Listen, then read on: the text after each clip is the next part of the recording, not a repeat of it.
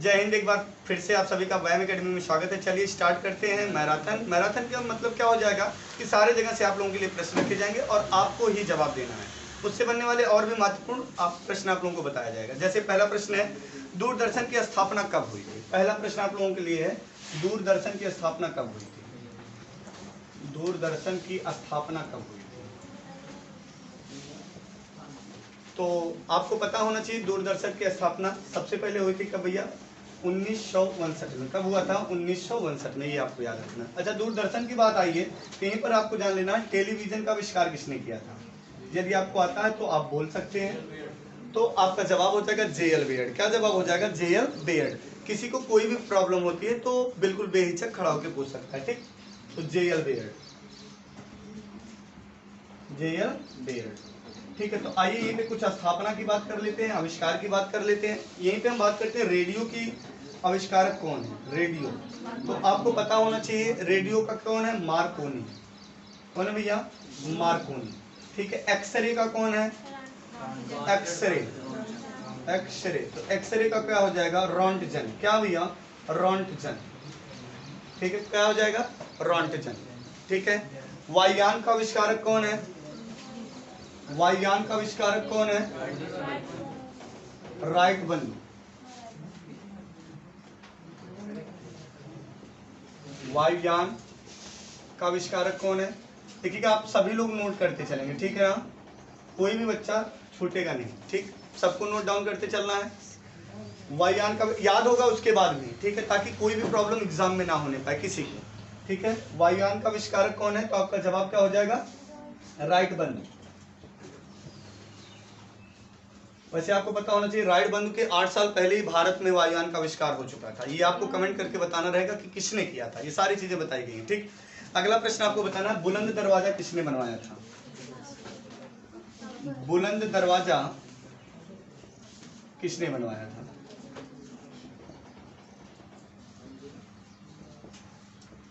तो बुलंद दरवाजा किसने बनवाया था? तो आपको ये पता होना चाहिए 1602 में ये बना था और अकबर के द्वारा बनवाया गया था। किसके द्वारा? अकबर के द्वारा बनवाया गया था। और पूछ लिया जाए बुलंद दरवाजा किस दरवाजे से प्रभावित होकर बनवाया गया था, तो आपका जवाब हो जाएगा अतारकीन का दरवाजा। कौन सा हो जाएगा? अतारकीन का दरवाजा, अतारकीन का दरवाजा। अगर पूछ लिया जाए अतारकीन का दरवाजा किसने बनवाया था, दरवाजा, तो आपका जवाब हो जाएगा इल्तुतमिश। इल्तुतमिश, किसने? इल्तुतमिश। अच्छा, बुलंद दरवाजा अकबर ने बनवाया था तो किस विजय के उपरांत बनाया था? किस विजय के उपरांत? तो आपका जवाब क्या हो जाएगा? गुजरात विजय के बाद। किस विजय के बाद? गुजरात। अच्छा, मध्यकाल में एक चीज आपको याद रखना, गुजरात विजय को सबसे द्रुतगामी अर्थात सबसे तीव्रगामी अभियान माना जाता है। सबसे तीव्रगामी अभियान माना जाता है, ठीक है। क्लियर रहेगा ना। चलिए यहीं पर बात आई अकबर की, तो थोड़ी सी चर्चा करते हैं। आप लोगों को यह बताना है कि अकबर का जन्म कब हुआ था। तो अकबर का जन्म हुआ था 15 अक्टूबर 1542। बहुत अच्छा बेटा, 15 अक्टूबर 1542 को हुआ था। कब हुआ था? 15 अक्टूबर 1542 को हुआ था, ठीक। अब कहां पर हुआ था? तो ये आपको पता होना चाहिए, राणा वीरशाल के महल में हुआ था। राणा वीरशाल के महल में हुआ था,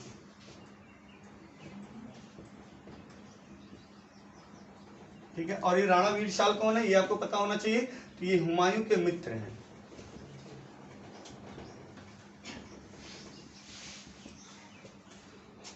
चलिए अगले प्रश्न का आप लोग जवाब देंगे।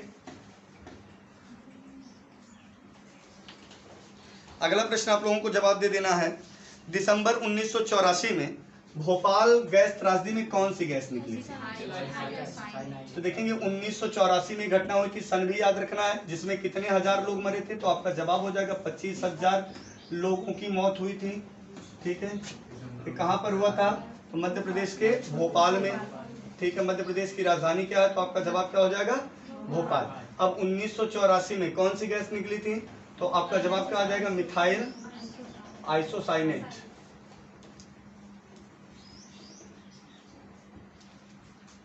क्लियर? याद रहेगा ना, सबको याद रखे रहना है। कोई प्रॉब्लम किसी को? ठीक है, तुरंत बोलेंगे आप लोग। हाँ, अगले प्रश्न का आप लोग जल्दी जवाब देंगे। चलिए, प्रत्येक वर्ष कितने वर्षों में नोबेल पुरस्कार दिया जाता है? प्रत्येक वर्ष कितने विषयों में नोबेल पुरस्कार दिया जाता है? प्रश्न है कितने विषयों में नोबेल पुरस्कार दिया जाता है? कितने विषयों में? आइए, कितने विषयों में नोबेल पुरस्कार दिया जाता है? नोबेल पुरस्कार दिया जाता है। तो आपका जवाब क्या हो जाएगा? 6 विषयों में। कितने विषयों में? 6 विषयों में। अच्छा, 6 विषयों में नोबेल पुरस्कार दिया जाता है। तो कौन कौन से, ये आपको पता होना चाहिए। सबसे पहले तीनों विज्ञान साथ में लिखेंगे। कहने का मतलब क्या है? सबसे पहले आप लिखेंगे फिजिक्स अर्थात भौतिकी, ठीक है। भौतिकी के साथ आपको क्या लिखना है? रसायन। रसायन के साथ आप देखेंगे, अब बायो के स्थान पे यहाँ पे चिकित्सा डाल देना है। क्या डाल देना? चिकित्सा। ऐसे याद करेंगे तो याद रहेगा, कोई भी प्रॉब्लम नहीं रहेगी। भौतिकी, रसायन, चिकित्सा। चौथे नंबर पर आपको याद रखना है, अब आप भाई भौतिक पढ़ लिए हैं, रसायन पढ़ लिए हैं, चिकित्सा पढ़ लिए, तो आपको शांति बनाए रखना है। क्या बनाए रखना है? शांति बनाए रखना। अब जब आप शांति बनाए रखे हैं तो भाई जब शांत मन रहेगा तो आप साहित्य लिखने में माहिर हो जाएंगे। समझ रहे हैं? तब आप साहित्य लिखने में माहिर हो जाएंगे। और जब साहित्य लिखने लगेंगे तो चारों तरफ से पैसा आने लगेगा, और जब चारों तरफ से पैसा आने लगेगा तब भैया आपकी अर्थव्यवस्था अच्छी हो जाएगी। समझ रहे हैं ना सारी बातें? सबसे पहले आपको देखना क्या करना, तीनों विज्ञान लिखना। तीनों विज्ञान लिखने का मतलब क्या हो गया? भौतिक, रसायन, चिकित्सा। बायो के स्थान पर चिकित्सा डाल देना। समझ रहे हैं बात को ना? फिर जब ये तीनों ज्ञान हो जाएगा तो ऑलरेडी आपका मन क्या हो जाएगा? शांत हो जाएगा। तो शांति का नोबेल पुरस्कार आपको मिलेगा। अब जब मन शांत रहेगा तो आप साहित्य लिखने में बहुत ही आगे हो जाएंगे। साहित्य लिखेंगे, चारों तरफ से पैसा आएगा। Clear point? याद रहेगा बेटा? जल्दी बोलें। चलिए, अगर कह दिया जाए नोबेल पुरस्कार किसके नाम पर दिया जाता है तो आपका जवाब हो जाएगा अल्फ्रेड नोबेल के नाम पर दिया जाता है। किसके नाम पर? अल्फ्रेड नोबेल के नाम पर। अल्फ्रेड नोबेल ने अपनी सारी संपत्ति जो है इसी के लिए छोड़ दिया था कि इन्हीं के नाम पर नोबेल पुरस्कार दिया जाता है, और इन्हीं के धन से ही इसकी स्थापना हुई। ये आपको पता होना चाहिए। नोबेल पुरस्कार की शुरुआत हुई है 1901 से। कब से हुई? 1901 से। अल्फ्रेड नोबेल ने किसका आविष्कार किया था तो आपका जवाब हो जाएगा डायनामाइट। बहुत अच्छा बेटा, एकदम झंडा गाड़ के आना एग्जाम में। तो अल्फ्रेड नोबेल किसने भैया, किसकी खोज किया था, आविष्कार किया था? डायनामाइट का। याद रहेगा ना? चलिए, अब आप लोगों को बताना जिब्राल्टर जल संधि। जिब्राल्टर जल संधि किसको किसको अलग करती है? देखिएगा, तो सबसे पहली बात आती है, हमने पूछा जिब्राल्टर जल संधि। ध्यान से देखेंगे आप, कैसे आपको भूलेगा नहीं। जिब्राल्टर जल संधि एग्जाम पीरियड में आपको ऐसे ही पढ़ना है। अब प्रैक्टिस सेट सॉल्व करते हुए आपको ये विशेष ध्यान देना, ये नहीं पहले पीछे से देख लेते हैं फिर उसके बाद आंसर देते हैं, नहीं, बिल्कुल नहीं। पहले आप पूरा दीजिए और देखिए आपके कितने सही हो रहे हैं। पीछे से देख देख के टेस्ट पेपर नहीं सॉल्व करते हैं। ऐसे देखते हैं, ऐसे पीछे डाल लेते हैं उंगली, फिर उसके बाद पता चले कि एक एक करके देख रहे हैं। नहीं, आराम से 2 घंटा 1 घंटा जो भी आपका पेपर टाइम है उसी को दीजिए, उतना समय दीजिए। 1.5 घंटा को तो 1.5 घंटा डेली उस पर दीजिए, फिर आपका कितना सही होता है अब आप देखिए, धीरे धीरे वो खुद ही बढ़ता जाएगा। तो जिब्राल्टर जल संधि की बात हमने किया, तो जिब्राल्टर जल संधि है कहाँ पर? ये देखेंगे यूरोप कॉन्टिनेंटल है। कौन सा बाबू? यूरोप महाद्वीप है। यूरोप महाद्वीप के नीचे आएंगे तो आपका आ जाएगा दक्षिण अमेरिका, अफ्रीका महाद्वीप आ जाएगा। अफ्रीका महाद्वीप, ये कौन सा सागर है बेटा? तो आपका जवाब हो जाएगा भूमध्य सागर। कौन सा सागर? भूमध्य सागर। और यहाँ पर कौन सा महासागर आ जाएगा? तो आपका जवाब आ जाएगा ये है अटलांटिक महासागर। और अटलांटिक महासागर की कहा जाता है अंड महासागर। अटलांटिक महासागर हो गया। देखिए, हमने पूछा जिब्राल्टर जल संधि अलग किसको करती है, तो जब जल संधि है तो ये 2 बड़े जल राशियों को जोड़ेगी। जल संधि है तो क्या करेगी? बड़े जल राशियों को जोड़ेगी। इसका मतलब देखेंगे अलग किसको करेगी? भूमि को अलग करेगी। तो आप कहेंगे यूरोप महाद्वीप को अफ्रीका महाद्वीप से अलग करती है। ठीक, ये पहला प्रश्न हो गया जिब्राल्टर जल संधि से। दूसरा होगा कि यह किन 2 देशों को अलग करती है, तो आपका जवाब क्या हो जाएगा? स्पेन हो जाएगा यूरोप महाद्वीप का देश। ठीक है, अब यहां पर आएंगे तो आपको मिल जाएगा मोरक्को। मोरक्को इब्न बतूता किस देश का था? मोरक्को। किसके शासनकाल में आया था? मोहम्मद बिन तुगलक। बहुत अच्छा बेटा, जिसने बोला है मोहम्मद बिन तुगलक, मोहम्मद बिन तुगलक, MBT कह लीजिए, मोहम्मद बिन तुगलक। याद रहेगा ना? तो आपको याद रखना, वो सारी बातें छोड़िए, अभी पुनः रिपीट मैं कर रहा हूँ। भूमध्य सागर और अटलांटिक महासागर को कौन जोड़ता है? तो आप कहेंगे जिब्राल्टर जल संधि। यूरोप महाद्वीप को अफ्रीका महाद्वीप से कौन अलग करता? तो आप क्या जवाब देंगे? जिब्राल्टर जल संधि। क्लियर पॉइंट ना? अगर कह दिया जाएगा स्पेन को मोरक्को से कौन अलग करता है, तो आपका जवाब क्या हो जाएगा? जिब्राल्टर जल संधि। मोरक्को की राजधानी क्या है? तो आपका जवाब हो जाएगा रबात। स्पेन की राजधानी क्या है? तो आपका जवाब हो जाएगा मैड्रिड। सारी चीजें कवर करते चलना है, ठीक है ना? किसी को कोई प्रॉब्लम हो रही है कि हमारे पास मात्र 1 महीने का टाइम है और वीडियो भी साथ में अपलोड कर दी जाएगी, तो आप इसको घर पे भी देख सकते हैं। ठीक,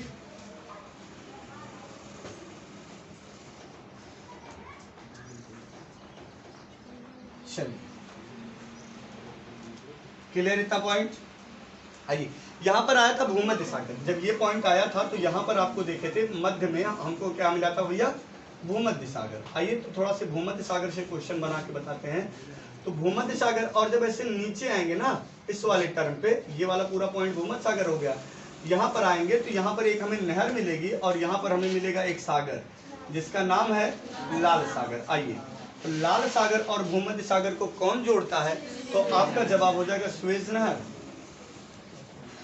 स्वेज नहर का निर्माण कब हुआ था, तो आपका जवाब हो जाएगा 1869। ठीक है, महात्मा गांधी का जन्म कब हुआ था, 2 अक्टूबर 1869। तो वहीं से याद रखना है 1869 में निर्माण हुआ था। ठीक है, क्लियर पॉइंट ना।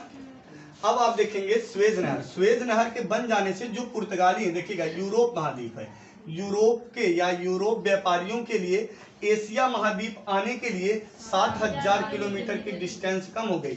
नहीं तो ये देखेंगे ये इस तरीके से आते थे। यहाँ पर ये वाला टर्म क्या है बाबू, तो अफ्रीका महाद्वीप है। अफ्रीका महाद्वीप के यहाँ पर केप ऑफ गुड होप को पार करते हुए तब यहाँ पर आना पड़ता था। समझ रहे हैं बात को ना, क्लियर है। तो अगर आपसे कह दिया जाए भूमध्य सागर और भूमध्य सागर और लाल सागर को कौन जोड़ता, तो जवाब क्या देंगे, स्वेज नहर। स्वेज नहर का निर्माण किसने किया था, ठीक है, इंजीनियर का नाम क्या था, तो आपका जवाब हो जाएगा फर्दिनंद। फर्दिनंद याद रहेगा ना, क्लियर। सारा बनने वाला प्रश्न है।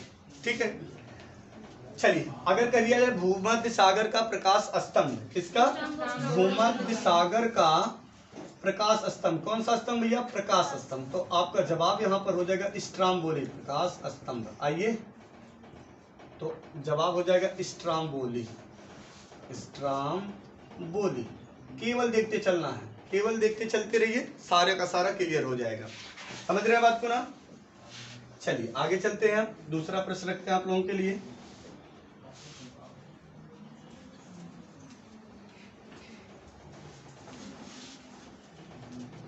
चलिए, लोकसभा में कितनी अनुसूचित जातियां और अनुसूचित जनजातियों की सीट होती है। चलिए बात आई लोकसभा की, सारी चीजें मैं बताऊंगा, एक चीज नहीं। तो सबसे पहले लोकसभा की बात आई है, तो लोकसभा आर्टिकल कितने में, लोकसभा किसका अंग है, तो इधर देखेंगे संसद आर्टिकल कितने में भैया, 79। संसद के 3 अंग है, इधर देखिए, वाइप ऑफ करता हूं, आराम से लिखेंगे। संसद के 3 अंग, संसद के कितने सदन हो जाएंगे, तो आपका जवाब हो जाएगा संसद के 2 सदन। सदन की बात करेंगे तो 2 सदन बाबू।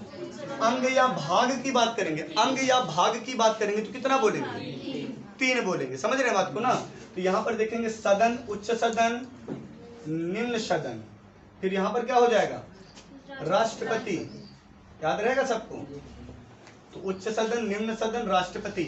79 के बाद क्या आ जाएगा भैया, 80, 81, 52 से लेके 62। आइए तो हम बात करते हैं यहाँ पर उच्च सदन को कहते हैं बाबू राज्यसभा। ठीक है, राज्यसभा। और इसको क्या कहते हैं हम, इसको हम कहेंगे लोकसभा। लोकसभा के साथ ही इसको हम कहते हैं लोकप्रिय सदन। क्या बोलेंगे, लोकप्रिय सदन। चलिए आइए देखिएगा, यहाँ पर मैक्सिमम सदस्यों की संख्या वर्तमान समय में कितना है, तो 250। प्रश्न यहाँ से बना है, यहाँ पर मैक्सिमम सदस्यों की संख्या वर्तमान समय में 500। चलिए अगर हम कहते हैं मूल संविधान में कुल कितने लोकसभा सीट थी, तो आपका जवाब हो जाएगा 500। कितना थी भैया, 500। याद रहेगा सबको ना, जल्दी बोलो। हाँ, चलिए अगर यहाँ पर वर्तमान समय की स्थिति की बात कर लिया जाए, वर्तमान समय में कितने आते हैं, तो आपका जवाब हो जाएगा वर्तमान में जो स्थिति है 545। क्लियर है, जल्दी बोलेंगे सभी लोग। चलिए आइए अभी सारा इंपॉर्टेंट पॉइंट यहाँ से बताते चल रहे हैं। ठीक है, देखिएगा प्रश्न वही रखे जाएंगे जो आपके एग्जाम में बनने की पूरी संभावना है। ठीक, चलिए अब आपको देखना है कि 2 आंग्ल भारतीयों की नियुक्ति, 2 आंग्ल भारतीयों का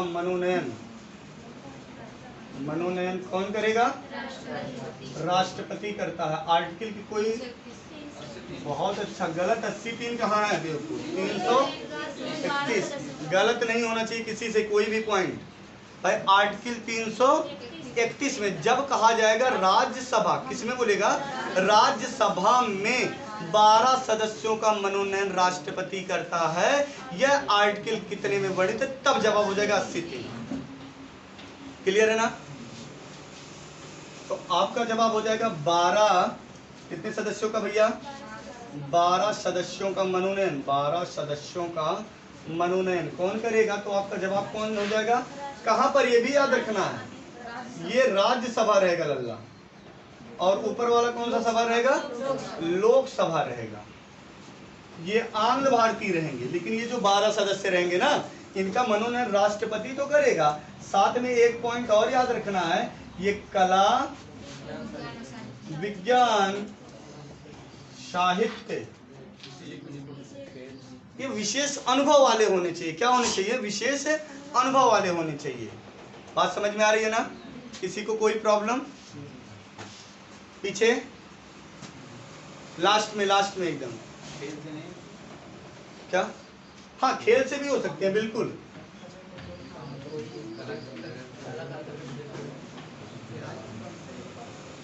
कला में बहुत कुछ आ जाएगा। चलिए अगला प्रश्न आप लोगों को जवाब देना है, जल्दी से आप लोग जवाब देंगे। हाँ, किस संविधान संशोधन द्वारा नेपाली, मणिपुरी, आराम से, कोंकणी को जोड़ा गया? गलत जवाब, स्लोली आप लोग बोलेंगे, स्लोली, एक बार बताया जाए, एक बार बोलने के बाद शांत हो जाया करिए। तो यहाँ पर आपका जवाब हो जाएगा 71वें संविधान संशोधन द्वारा। एक बार आप लोगों को बोलना बेटा, 71वें संविधान संशोधन द्वारा, ध्यान दीजिए जो वर्ड बोल रहे हैं, ठीक है। 71वें संविधान संशोधन द्वारा, 71वां संविधान संशोधन कब हुआ, 1992 में। 92वें संविधान संशोधन द्वारा नहीं, और जो 92वें संविधान संशोधन द्वारा जोड़ी गई थी वह कितनी भाषाएं, 4 भाषाएं। अभी पिछले वाली वीडियो में भी देखिए एक टर्म निकल गया था, ठीक है ना, समझ रहे हैं बात को। आइए चलिए अगला प्रश्न आप लोगों को बताना है, पृथ्वी के प्रपटी पर मुख्य रूप में सबसे अधिक कौन सा भाग होता है? तो ये आपको पता होना चाहिए, भूप्रपटी पर सबसे ज्यादा कौन सा होता है, ऑक्सीजन होता है। अच्छा, यहाँ अगर विकल्प से आपको जवाब देना पड़े, ऑक्सीजन और आयरन दिया गया है, नंबर 1 ऑक्सीजन और आयरन, फिर दिया गया है ऑक्सीजन और सिलिकॉन,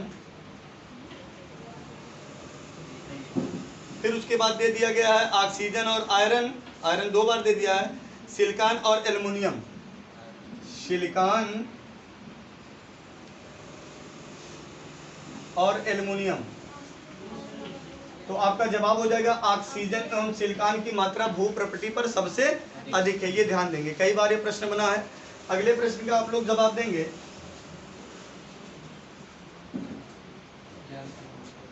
चलिए बातें ना करिए,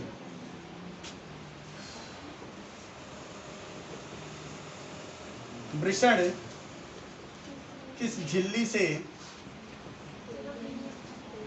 झिल्ली से घिरा रहता है?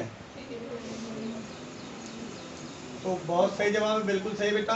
तो आपका जवाब हो जाएगा पेरिटोनियम। किसका बना रहेगा? पेरिटोनियम। आइए अब इसकी बात करते हैं, पेरिटोनियम। चलिए, वैसे इंटरनल जितने भी पार्ट हैं, ठीक है, जैसे किडनी हो गई, यकृत हो गई, सारी की सारी चीजें किसकी बनी होती है? पेरिटोनियम की झिल्ली से घिरी होती हैं। एक पतली सी झिल्ली रहेगी जिसके द्वारा ये कवर किए रहते हैं, ठीक है। यहाँ पर बात आई है वृषण की, तो वृषण से किसका निर्माण होता है? तो आपको पता होना चाहिए शुक्राणु का। किसका होगा? शुक्राणुओं का होगा, ये आपको पता होना चाहिए, ठीक है। और शुक्राणुओं का होगा, ये किस कोशिकाओं द्वारा निकलती हैं? तो आपका जवाब हो जाएगा लैंडिंग कोशिकाओं द्वारा। किस कोशिकाओं द्वारा? लैंडिंग कोशिकाओं द्वारा। याद रहेगा सबको? सबको याद रहेगा ना? अच्छा, शुक्राणुओं का निर्माण हो गया। अब उसके बाद अगर आपको जो ध्यान देने वाली बात है, ये आपको बताना है, शुक्राणु अब अगर आपसे कह दिया जाए कितने दिन तक जीवित रहते हैं, ठीक है, या इनका परिपक्वन कहाँ पर होता है? इनका परिपक्वन सबसे पहले देखेंगे, गलत जवाब, फैलोपियन ट्यूब बेटा महिलाओं में पाया जाता है, ठीक है। और ये जो वृषण है, ये वृषण किसका अंग है बेटा?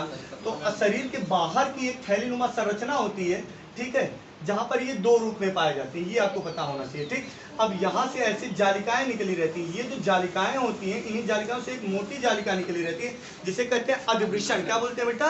अधिवृषण। तो अधिवृषण में परिपक्वन होता है, याद रखेंगे। ठीक है, अधिवृषण में परिपक्वन होता है। ठीक है, याद रहेगा सबको?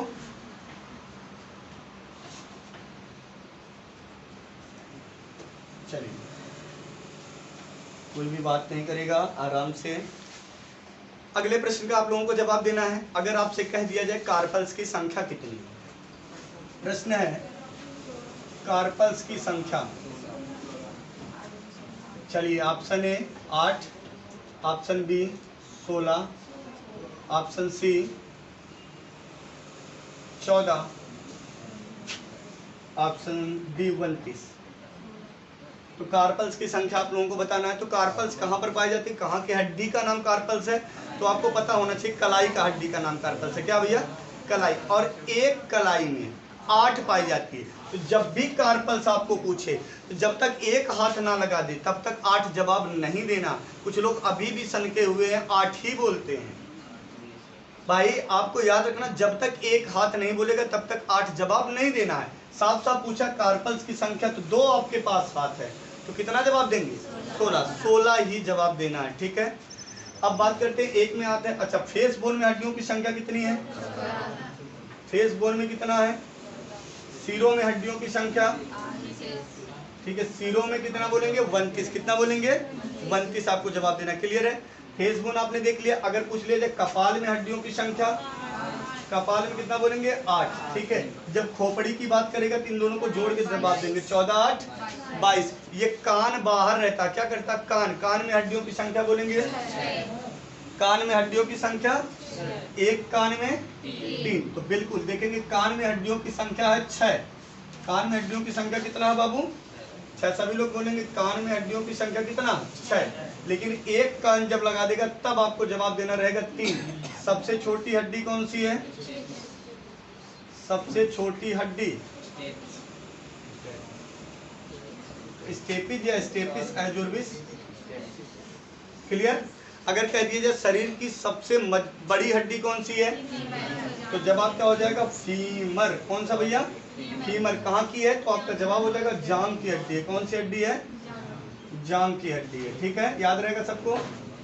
याद रहेगा ना? चलिए, अगले प्रश्न का 1-2 जवाब आप लोग दीजिए। सबसे पहले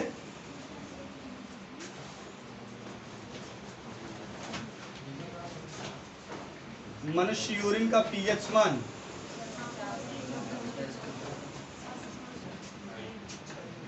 पता नहीं क्या हो गया, 7.4। 7.4 रक्त का होता है बेटा, सनक गए हो क्या? तो यहाँ पर आपका जवाब हो जाएगा मनुष्य यूरिन का सामान्यतः पीएच मान 6 होता है। कितना होता है? 6 होता है। याद रहेगा सबको? कितना रहेगा?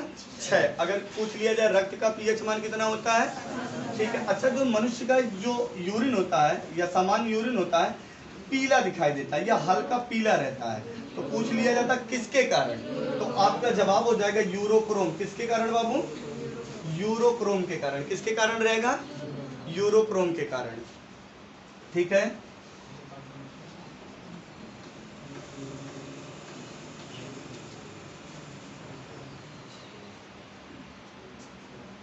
चलिए अगला प्रश्न पूछ रहे हैं, जल्दी से आप लोग जवाब देंगे। हाँ,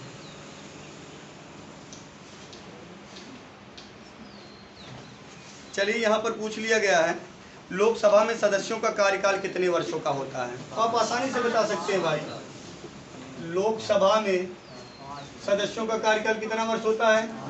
5 वर्ष। यही सारा देख लेंगे।